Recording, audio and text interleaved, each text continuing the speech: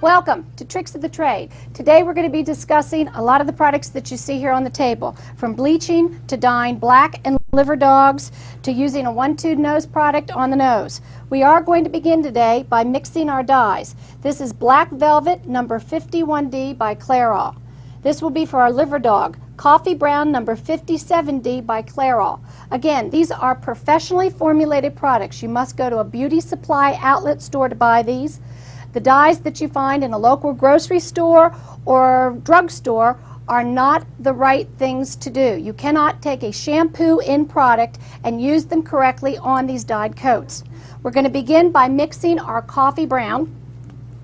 This is our liver solution. Now, all of these are formulated in such a way that you want to mix 50-50 volumes. One little secret when you're using these products is that you need to let them sit for a solid 20 minutes after you mix them. Too many people want to mix and directly apply them to the coat, and then they get a zebra or striping-like effect. That's why. Let them sit. Okay, there's your liver dye. Now, equal parts of your clear developer. You don't want to use a cream developer in bleaching or dyeing your dogs. I took the liver dye product out of this container, so I'm going to use the same container to measure an exact equal part of a clear developer number 20. The brand name does not matter on this. You don't want to use a 30 or 40 volume developer. The 20 is what works on the texture of a dog's coat. Now that is exactly an equal part there. You always want to use plastic or metal utensils and containers. Metal or steel will stop the chemical reaction of the dyes. You want to mix this well, and then we're going to let it sit for about 20 minutes before we apply it on the dog's coat. That's your liver dye. Same with the black. Going to mix it half and half.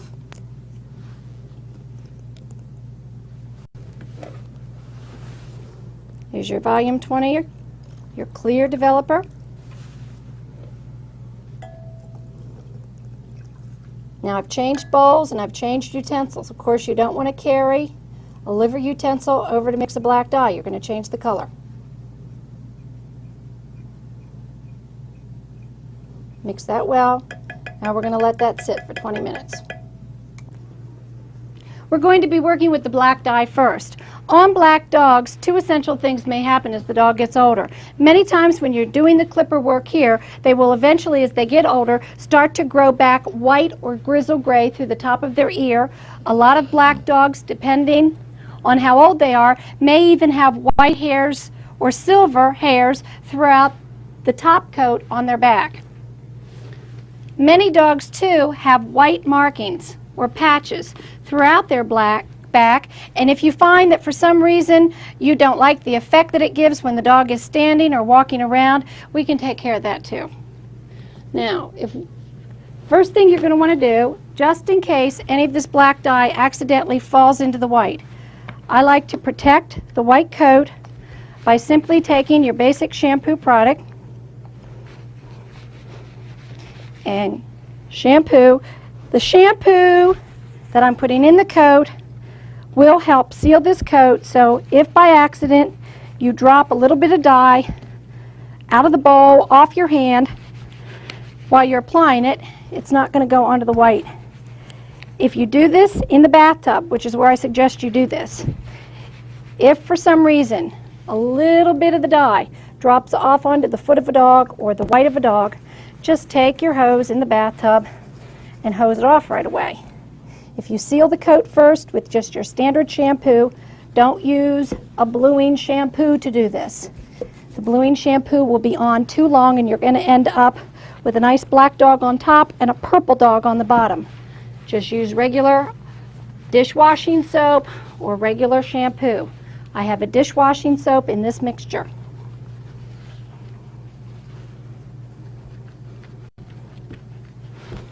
All right, now we're ready to go. Now on her, I am going to dye out the white spots on her back. Sit down. So that's where we're going to go first. Sit. Sit. Simply with your hand, and always wear gloves. If it's going to dye hair, it's going to dye your skin. Put on these nice little disposable gloves. Just dab it in here. It's like almost a pudding mixture at this point. It's not going to go anywhere. With your fingers, work it all the way through the coat down to the skin. Now we are working on a dog that is just naturally dirty. She has not had a routine bath in about a week. You don't want to bathe the dogs before doing this. You want just a natural coat. I did put her up on the grooming table before I started this, and I just brushed her out.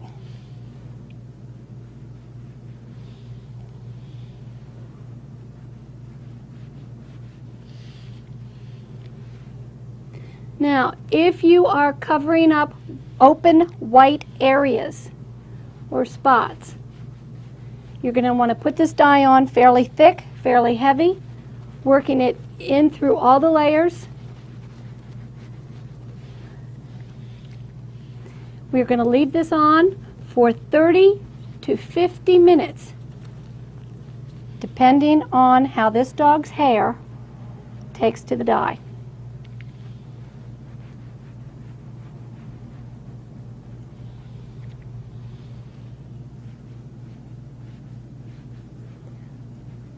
On a black Springer, you can effectively cover these white spots to where it is virtually non-detectable. The nice thing about using professional dyes is that it's permanent. It will not come off when you shampoo it. It will not come off on anyone's hands if they happen to just go by and pet or stroke the dog. This will also last a solid 3 weeks, and then as it starts to grow out, you can just kind of spot it. She is also not tightly scissored in on her back. Last time she was groomed was about 2 weeks ago, which is a good amount of growth. You don't want to do this on a dog in the rough either. You want to have the dog semi-prepped on the top coat. Now, if she was an older dog with a lot of gray and grizzling in the back that you want to cover, you would take the same technique with your hands, and I like to call this just feathering it in. You simply take your hands and you feather the top of the coat. You don't have to work this in through the layers down to the skin like we did on the white dots. Now you can also do this, which I'll show you on the liver dog in a moment. If we wanted these white spots to remain, you can avoid the white spots. Don't apply anything like Vaseline. Don't try to put the shampoo on the white spots. If you want the white spots to stay, but what you're trying to do is get the white or grizzle out of the coat, simply paint the coat and go around the white spots. This will not run, this dye will not run into the white spots.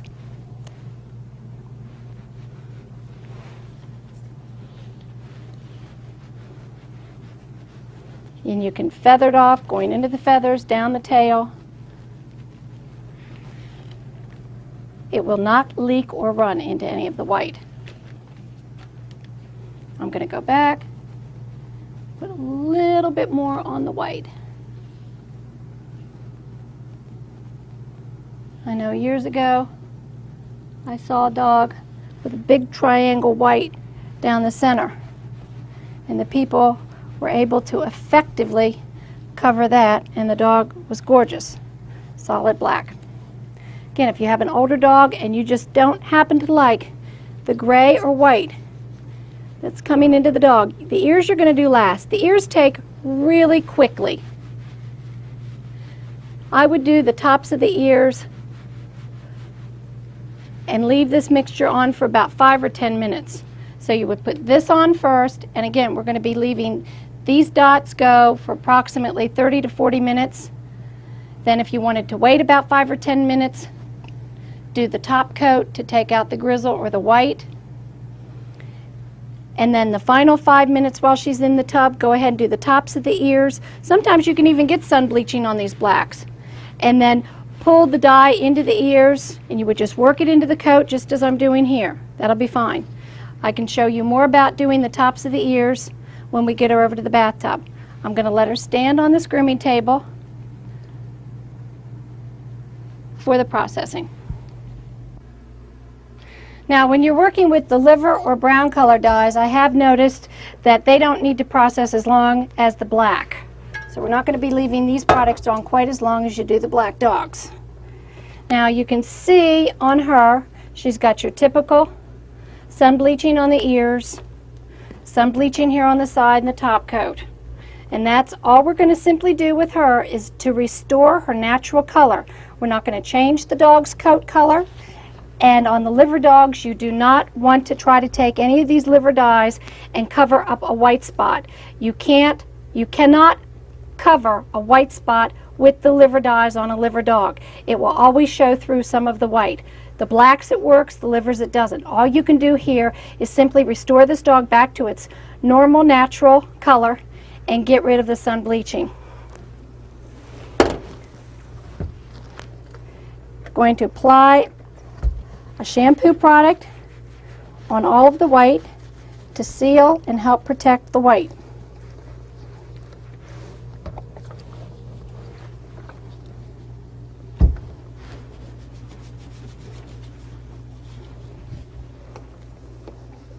I'm not going to take the shampoo into the shawl. The shampoo and the water will leak into the top coat. Just leave that alone. We'll take care of that here in a different way in a minute. Going to take a towel. We're going to fold this towel lengthwise, the long way, one fold. We're going to wrap it around her neck, pull up the ears, and directly under the throat, we're going to place a pin. Now, this will cover her white shawl. This will also keep any of the dye mixture from falling onto the throat once we do the ears. So also help anything that may drip off the ears from going down the legs. Obviously, it's going to drip on. Again, you absolutely positively need to wear gloves so that you don't get all dyed. I also like to wear old smocks and old clothes to do this. If any of this dye gets on clothes, it's going to be a permanent stain. Again, she was not pre-bathed. All I did was I took her. She hasn't had like a bath in 4 or 5 days. I just brushed through her slightly. Her back is going to need a longer time to process than her ears. The ears take to the color very quickly. Again, a lot of times on these liver dogs, as they get older and you do a lot of clipper work here with your 8, 9, and 10 blades, this is eventually going to grow in a gray or a silver color. Also on your older veteran dogs, some of the liver spaniels start to get a lot of grain and grizzling through here. These liver dyes are excellent in just simply restoring and blending in more natural coat color. We're going to start, just put it on your glove, and this is a dry surface. You are not going to lift the coat. You're not going to scrub this down to the skin. We're not trying to cover up or change coat color. All we want to do is simply restore the natural color of the dog. I'm just going to paint the surface like I'm feathering with my fingers. Now this dye, once it goes on the coat, will not leak. It's not going to drop off. So if you want to, you can get it fairly close to the white. I wouldn't put it right up against the white. I might leave yourself a 1/4 inch seam all the way around here. I don't find that it bleeds. This is the worst of the sun bleaching down here. So again, very gently, you do want to feather this as if an artist was taking a paintbrush. I have tried the brushes that the professional beauticians use. I don't like using the brushes because I don't feel like I have enough control. I get a lot better success because of the pressure I can feel with my fingers just blending it in on top of the coat. You want to feather it down along this seam here. Again, she has not been trimmed this week. If I want her to look her best, let's say over the weekend, on a Saturday for instance, I would probably do this on Tuesday, which would allow me to dry her and towel her, show towel her overnight. And on Wednesday, if any of this dye washes down into the white of the leg when I go to rinse her out. Some dogs are prone to that, some aren't. I think it depends on coat texture. It also depends on whether the white of the leg has been processed prior by bleach. This dog has not had any of that. Some dogs will rinse clean, some won't. So if I do this on Tuesday, on Wednesday or Thursday, then I can put her back in the tub. I've got plenty of time to bleach out her white. You don't want to do this on a trimmed coat, because if any of this does fall somewhere where it shouldn't, you have enough rough hair there to take your thinning shear and shear it off. We're going to do the entire top coat. Now, here's a pretty good example of a white spot. I have not put any shampoo. You don't want to put shampoo on these white spots on their backs. The shampoo will drift or bleed into the liver, and then you're going to have a very obvious lighter colored orange around that white spot, and it's going to look terrible. Just gently feather this in. It won't absorb or bleed into the white. And if this is an untrimmed top coat, about a week or two's worth of growth, it's perfect. Because later when we go to finish her off, when you thinning shear all of this, it'll blend and look beautiful. Get it as close as you can. Don't be afraid to go up close.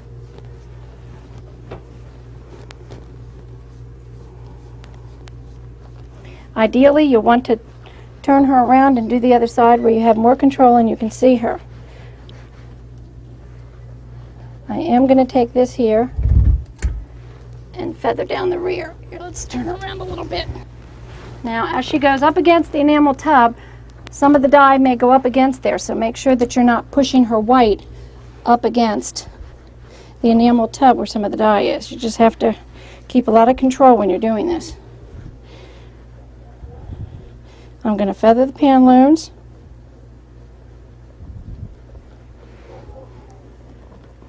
Feather the top of the tail.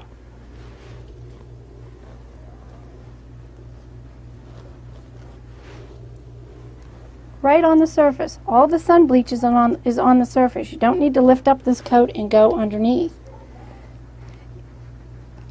Besides, if you lift up, most liver springers have a lighter colored undercoat. So this is going to look far more natural, and you won't be able to detect it on the coat if you simply leave the undercoat the color as it naturally is, even if it's lighter than what you're doing on top. The dogs naturally have a lighter undercoat. They're not going to be the same color the whole way through.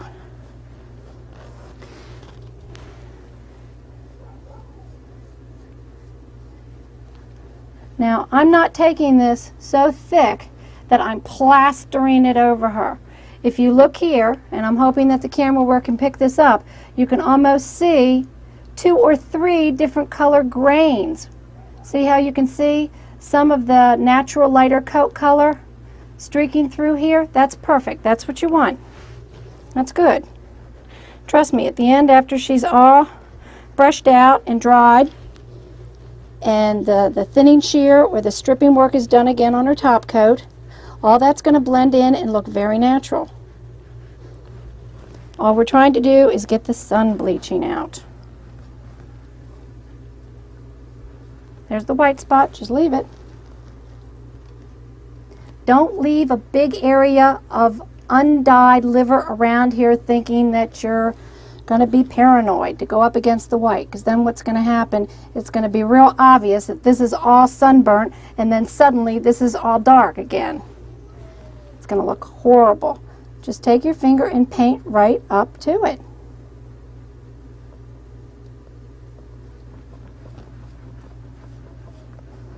Now for this much sun bleaching, I'm probably going to let this process for about 15 minutes. Now, a lot of times, again, depending on the dog's coat texture, when you're putting this liver dye on, after it's on for 3 or 4 minutes, especially when we do the ears here in a bit, this liver dye may turn black and look like it's black.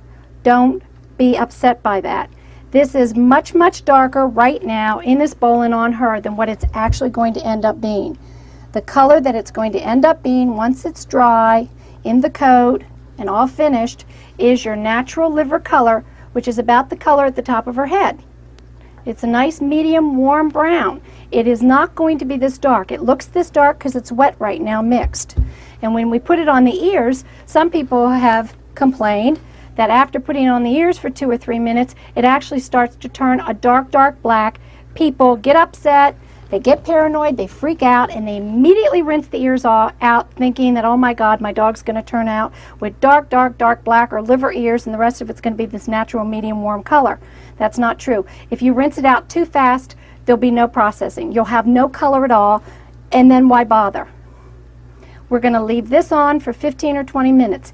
In 10 minutes, I'm going to come back, and then we're going to apply the rest of this dye to the tops of her ears and the fringe. This will only need to stay on 10 minutes. This will need to stay on 20 minutes, so time yourself. I don't want to put this on at the same time because I don't want to process these ears for 20 minutes or they will be too dark. And again, while I'm here in the tub with her, you can't walk away from these dogs. See how she's pressed up against the tub? Now if she were to turn, she could get that against some of her white. So I just need to be patient and stand with her. Okay, the back has been processing now for about 10 or 12 minutes. If you can see this, because I can see it standing here, this liver dye has now turned almost black on her coat. That doesn't bother me. Now, again, just as we did before, I'm going to do the top of her ear leather. This is typically where that silver gray starts to grow in on the top. And if you want to, you can just gently, the top of the skull, feather this in over the ear so that there's a gradual blending. Her eyebrows are a little light, that's fine. We're going to leave that alone. Looks natural. Feather it into the ear.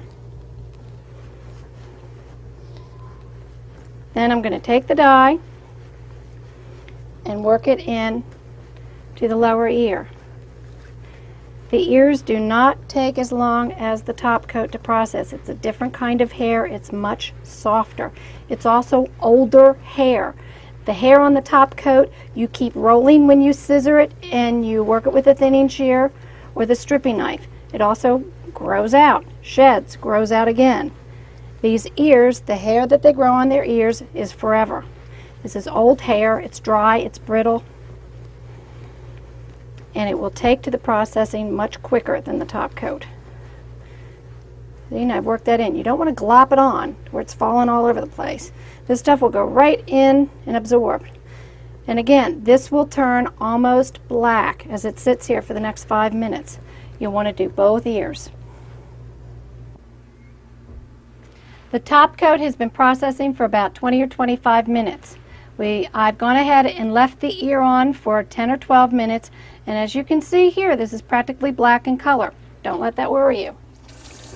I'm going to rinse the dog out now. Make sure that you're working in a tub that has pretty good water flow. A good water pressure at the nozzle is good, and a slanted tub, just ever so slight, so that everything that falls off the dog immediately runs into the drain would be good. I'm going to leave the wrap towel around her. Always check your water temperature. You want cool to lukewarm water. You don't want to scald the dog with hot water. I'm going to start immediately on the top of the back, and then I'm going to work on one side only.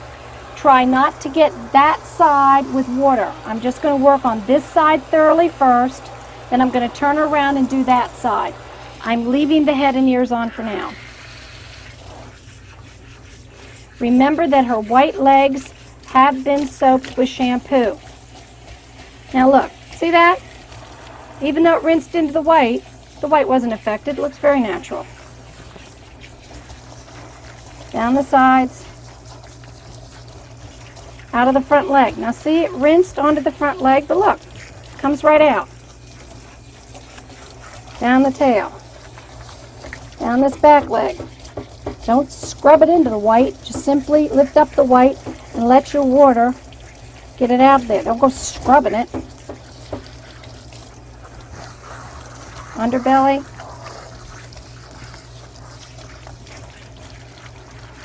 Front leg again, just to make sure that it's out of there. Okay, now we're going to turn her around, get it off the tub on that side. Now we're going to do the other side.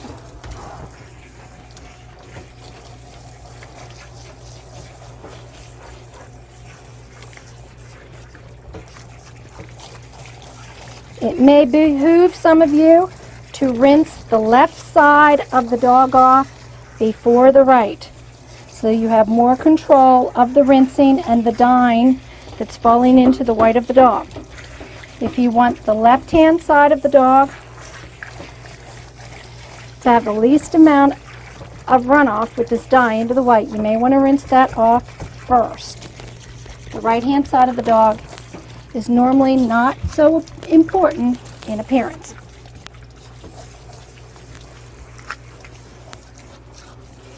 We never did get any up around the shaw, so that's fine.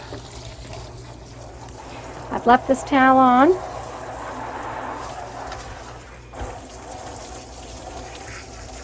Leave the towel on so that as this falls off, little bridge over her ears and down her ears. Again, put a cotton ball in her ears so that none of this water can get down to that ear canal. Certainly don't want this dye running down the center of her ear.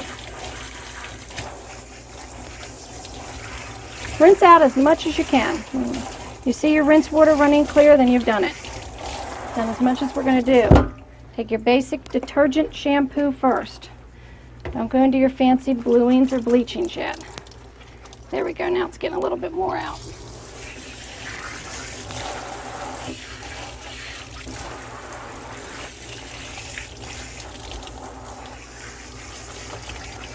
And get the rest out. You cannot shampoo the permanent dye out, so don't think by leaving some of it in you're doing yourself any favors. You're not.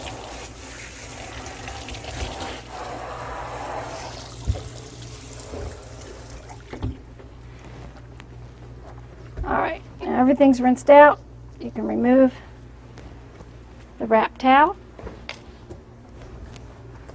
Now we're going to shampoo this dog normally, like a regular bath. I'll probably shampoo her twice. This is a nice time to just use a bright or possibly a white shampoo on her legs. I don't like the purple and the blue shampoos. I use a nice clear white shampoo product called Kennick. Just bathe her as usual.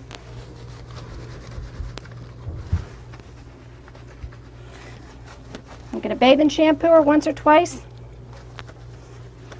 and then we'll come back for the conditioning treatment.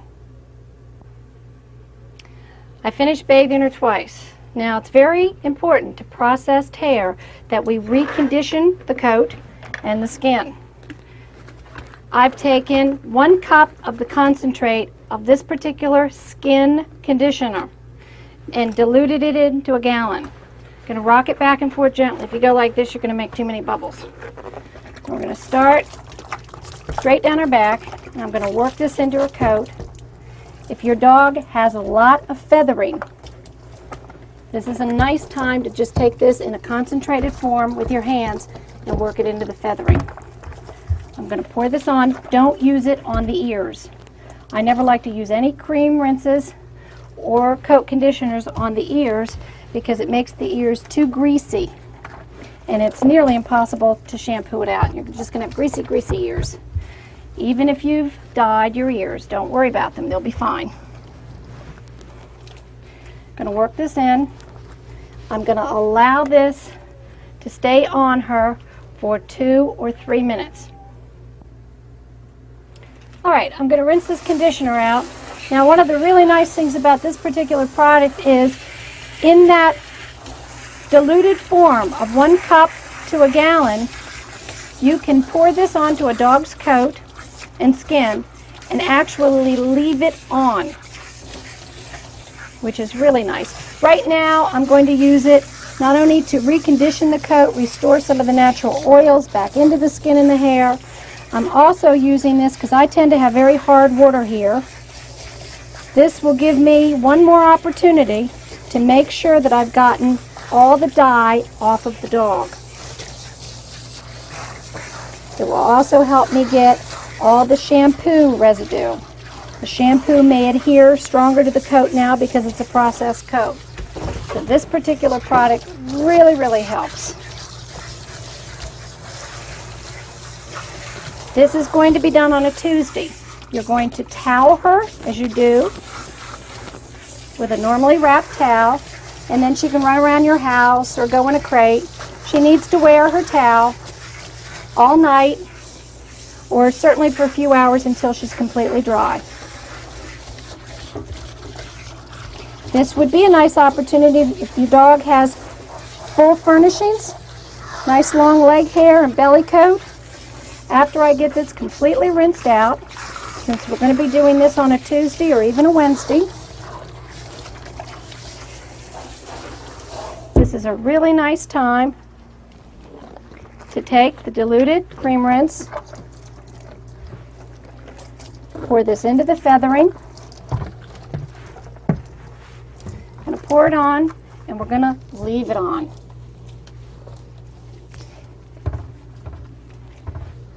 Many times, just to condition my dog's coats, I'll pour a little bit down the back.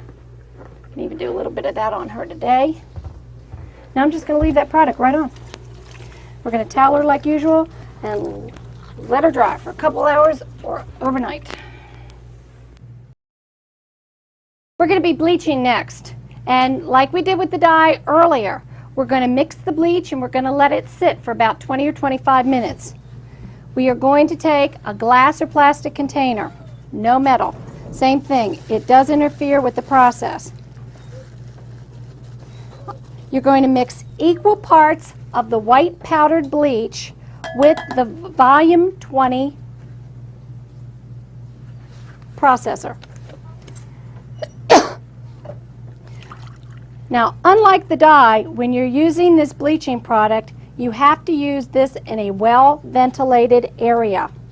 If you're indoors, you're going to have to set up a room fan and constantly keep the air flowing while you're mixing this, while you're using it, and while it's on the dog. This stuff can get nasty. So we're going to mix this equal parts. The dog that I'm going to be working on needs the forechest and all four legs bleached out. So I've taken a cup of the bleach with a cup of the volume 20. If you're just going to be doing a dog's face or just a little bit of work on some of the legs, you would not need to mix as much. Mix it well. You can see right now, really soupy. In about 20 minutes, this will thicken up like a pudding, and that's when it'll be ready to be used. Okay, while we're waiting for the bleach to process, this is a nice time to show you another little trick of the trade. This is a product called 1-2. You can buy this product at any show vendor. You can also get it out of a wholesale catalog company. What we're going to do here, this is a very typical summer-winter nose on this little bitch. Right now we are in the summer months and the pigment in her nose has faded to a light gray, white, or pink color. All these solutions is ferric subsulfate and tannic acid. If you're in a pinch, you can go to your pharmacy and look up. A lot of the liquid poison ivy treatments have one of those two in it. You can also talk to your pharmacist about ordering and getting one of these two for you. You never want to mix the two. You don't want to touch a rag or a Q-tip to the number 1 bottle and having that number 1 solution on it, transferring it over to number 2. As soon as the number 1 chemical touches the number 2 in any volume, it will instantly start the chemical process that makes it black. Keep all of your utensils separate and keep all of your bottles and supplies separate. It's nice to have 2 people to do this because 1 person can hold the dog. Obviously, while you're doing this, you don't want the dog to be licking its nose. we're just going to take a regular paper towel. You don't want the tongue to come out, especially after the second solution is applied, because the tongue then will turn black. I'm just going to dry this nose. Now, as quickly as possible so that the dog isn't uncomfortable. Most dogs don't like to be restrained in this way. We're going to take a Q-tip. This is the number 1. With a Q-tip, you are simply going to paint the nose.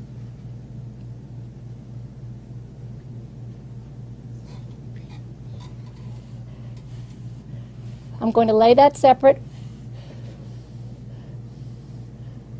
You want to blow this.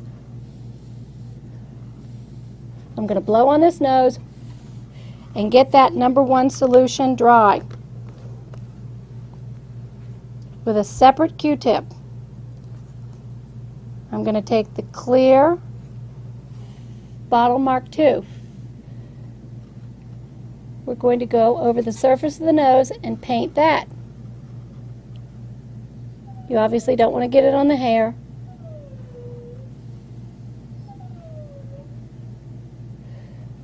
If some of the seam is not black, that's okay, because it's a very natural color. You know, it's natural to have pink inside the nostril too. And again, blow on the ear.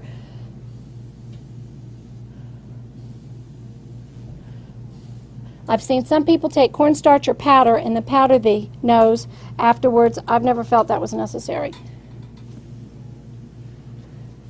After it's dry, you may want to just dab it slightly with the towel. And you can see now it's pretty dry to where it's not even coming off on the towel. I just recently heard about a new product that's in a tube that you flip both directions, and it's called the Nose Nose. And that would be the same thing. It's ferric subsulfate on one side and tannic acid on the other. This does not hurt the dog. It does not hurt the skin.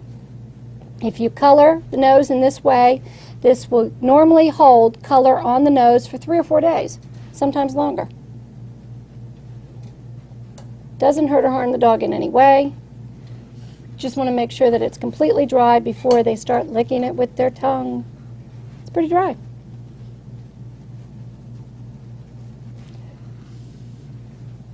There you go. Summer nose to a black nose.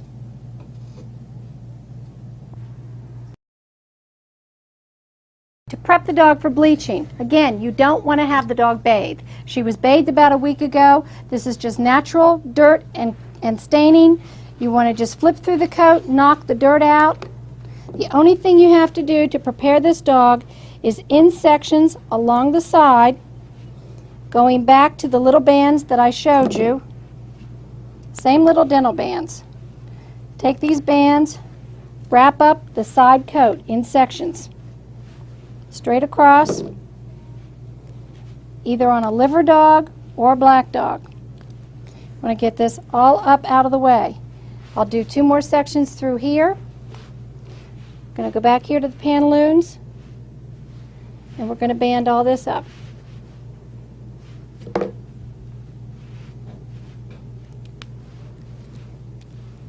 Dry, dirty coat. You do not want to cut this dog's toenails before bleaching the dog. You expose the front quick of a nail to this bleach, and your dog is going to stand and burn the whole time it's in the tub.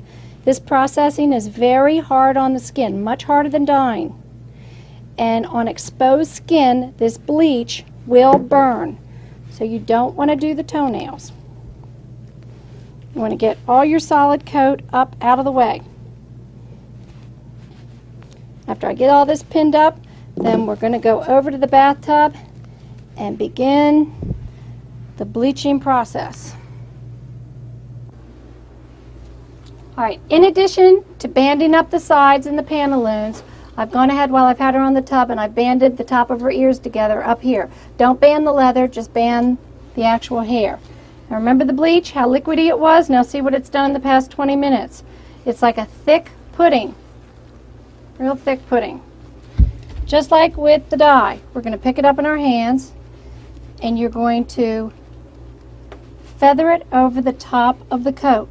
don't scrub this in. You don't necessarily want this sitting against the skin. Most of the staining of this coat is right on the surface, right on the top, whether it be from clay or dirt, urine stains.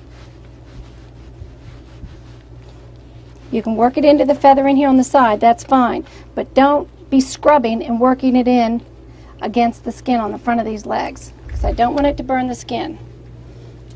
You want an open window, you want a fan blowing fresh air the whole time you're working with this.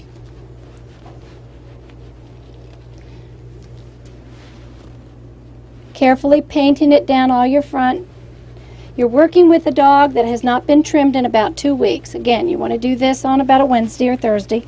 If you want the dog to be pretty for a weekend event, or just give yourself 2 or 3 days.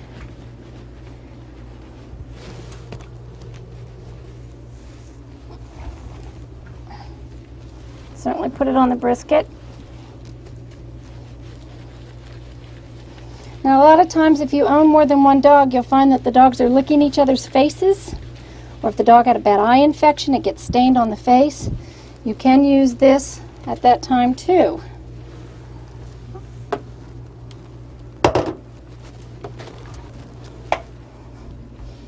Again, the little pantaloon area, especially on the girls, does get some urine staining down in here. Same thing applies. You can take this and run it on the inside of that pantaloon area to get out the urine staining back here. That's fine.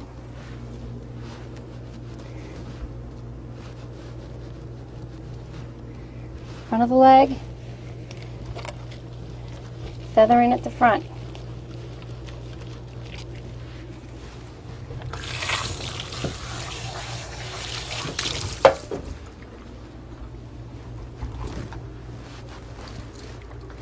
Now, what I'm going to do next is actually very simple. Don't worry if you get any on the coat. You've got a rough top coat. Anything that drips on the surface of the coat you can get off later.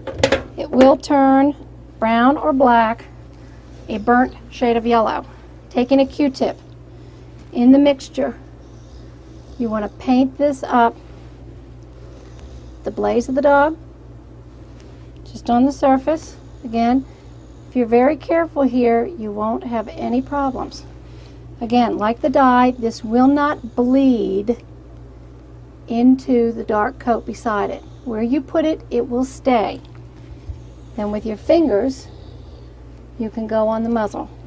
If you have some freckles or ticking or dot on the muzzle, do not put this on it. It will change the color of the dot or the ticking. A lot of people have had success by taking Vaseline and dotting Vaseline on top of the ticking on the foreleg or here on the muzzle. That keeps this bleach from adhering to the colored section, so that when you rinse the dog out, the freckle or the ticking remains the same color as before. Right on the surface. Don't need to scrub it in. It's best not to let the dog lick this. If it gets some of the peroxide, remember that's basically a developing peroxide is what that volume 20 is.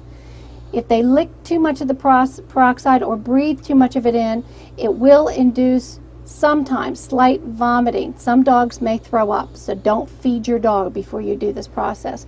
Best to have it on an empty stomach.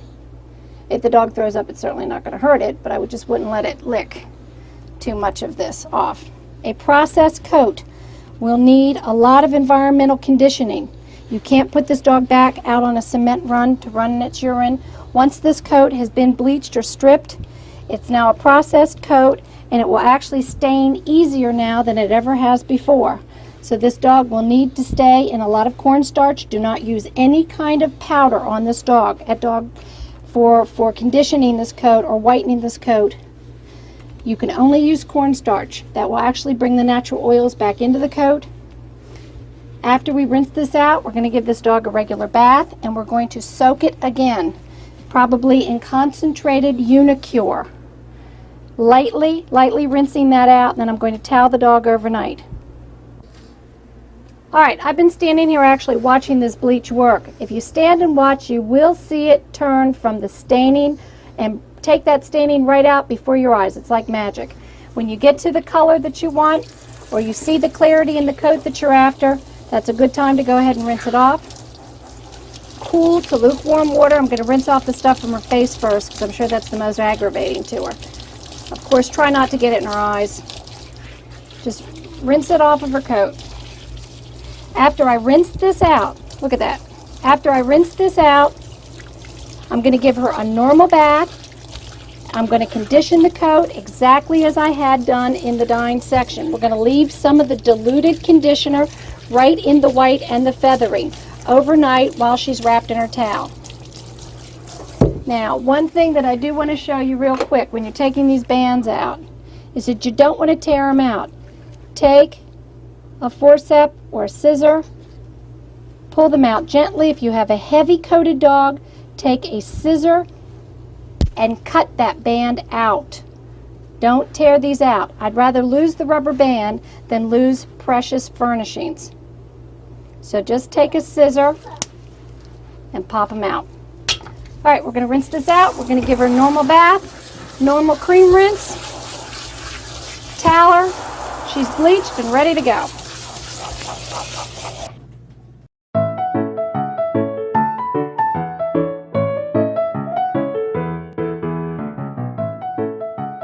Well, here are our two dyeing girls after they've had their towels taken off and they're dry. This is the black and white bitch that we worked on, and here's our liver and white bitch. Now, as you can see, we haven't done anything more to their white furnishings. This is how nice and white they turned out after the dye actually ran through their coat, was rinsed out and conditioned. On the liver bitch, this is the ear that we worked on in the tub, the finished ear, and this was the original color. Quite a difference.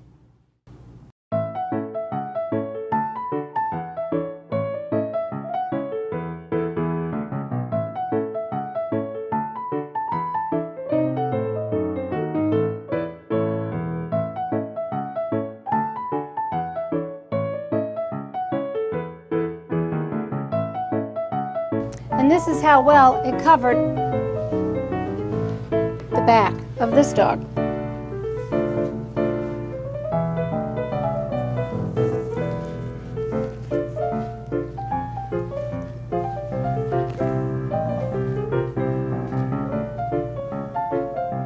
And here's our finished liver bitch. This was the finished ear. This was the original color of the ear. Quite a difference. Finished side work, and even the white dot turned out beautifully.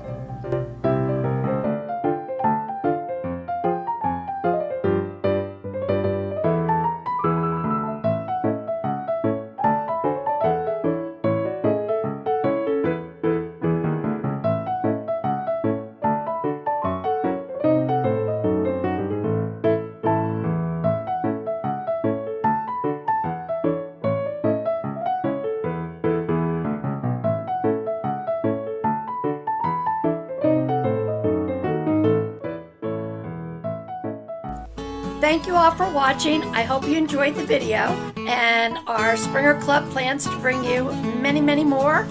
I have thousands of hours of people watching these videos, which makes us very happy. But our Springer Club could use the revenue with all the hard work we put in. So please subscribe to our channel, and if you would like to support us, please go to PayPal. The address is listed here. Thank you again. Bye-bye.